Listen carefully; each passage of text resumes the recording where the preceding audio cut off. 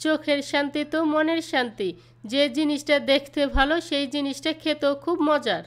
আজকে আমি খুব সহজভাবে তৈরি করা যায় তেমনই একটি মজার রেসিপি শেয়ার করছি।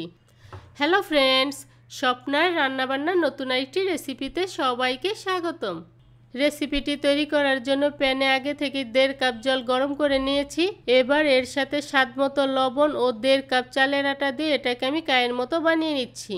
তারপর এটাকে আমি নামিয়ে 10 মিনিট ঢাকনা দিয়ে ঢেকে রাখবো। 10 মিনিট ঢাকনা দিয়ে ঢেকে রাখার পর এটা এখন কুসুম গরম অবস্থায় আছে। এখন হাত দিয়ে খুব ভালো করে মেখে নিচ্ছি। 5 মিনিট ভালো করে মেখে নেওয়ার পর মিশ্রণটা নরম হয়ে গিয়েছে। এবার এর সাথে কাঁচামরিচ কুচি ও ধনেপাতা কুচি দিয়ে আবারও খুব ভালো করে মেখে নিচ্ছি। তারপর এই মিশ্রণটা থেকে আমি ছোট ছোট বলের মতো বানিয়ে নিচ্ছি। সবগুলো বলই আমি বানিয়ে নিয়েছি। এবার এটাকে আমি ভাপিয়ে নিব। ভাপিয়ে নেওয়ার জন্য প্যানে আগে কিছুটা জল গরম করে একটা স্ট্যান্ড বসিয়ে রেখেছি। তারপর বলগুলোকে চালনির উপর রেখে এই স্ট্যান্ডের উপর বসিয়ে ঢাকনা দিয়ে এটাকে আমি 10 মিনিটের জন্য ভাপিয়ে নিব। 10 মিনিট ভাপিয়ে নেওয়ার পর বলগুলো সিদ্ধ হয়ে গিয়েছে। এখন এগুলোকে আমি নামিয়ে নিচ্ছি।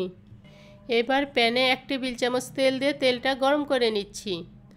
তেলটা গরম হয়ে যাওয়ার পর 1 চা চামচ রসুন কুচি দিয়ে রসুনটাকে হালকা করে ভেজে নিচ্ছি। রসুনটাকে হালকা করে ভেজে নেওয়ার পর এবার এর মধ্যে 2 টেবিল চামচ পেঁয়াজ কুচি ও লাল সবুজ কাঁচামরিচ কুচি দিয়ে আবারও খুব ভালো করে ভেজে নিচ্ছি। সব কিছু ভালো করে ভেজে নেওয়ার পর এবার দিয়ে দিচ্ছি 2 টেবিল চামচ টমেটো সস, 1 চা চামচ সয়া সস আর সিদ্ধ করে রাখা বলগুলো এর সাথে দিয়ে খুব ভালো করে মিশিয়ে নিচ্ছি। আর সাথে দিয়ে দিচ্ছি স্বাদমতো লবণ। তবে লবণটা এখানে বুঝে দিতে হবে, যেহেতু সসের লবণ আছে আর বলগুলো তৈরি করার সময় আমি কিছুটা লবণ দিয়েছি। সসের সাথে বলগুলো মিশিয়ে প্রায় 2 মিনিটের মতো রান্না করে নিয়েছি। তারপর ধনেপাতা কুচি ছড়িয়ে এটাকে আমি নামিয়ে নিচ্ছি। ব্যাস তৈরি হয়ে গিয়েছে চালের আটা দিয়ে খুব সহজভাবে তৈরি মজাদার এই রাইস বল।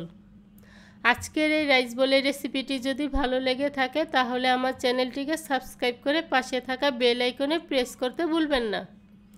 এতে করে আমি যে নতুন নতুন রেসিপি আপলোড করব সবার আগে নোটিফিকেশন আপনি পেয়ে যাবেন। আজকের মতো এখানেই বিদায় নিচ্ছি। দেখা হচ্ছে পরবর্তী নতুন কোনো রেসিপিতে।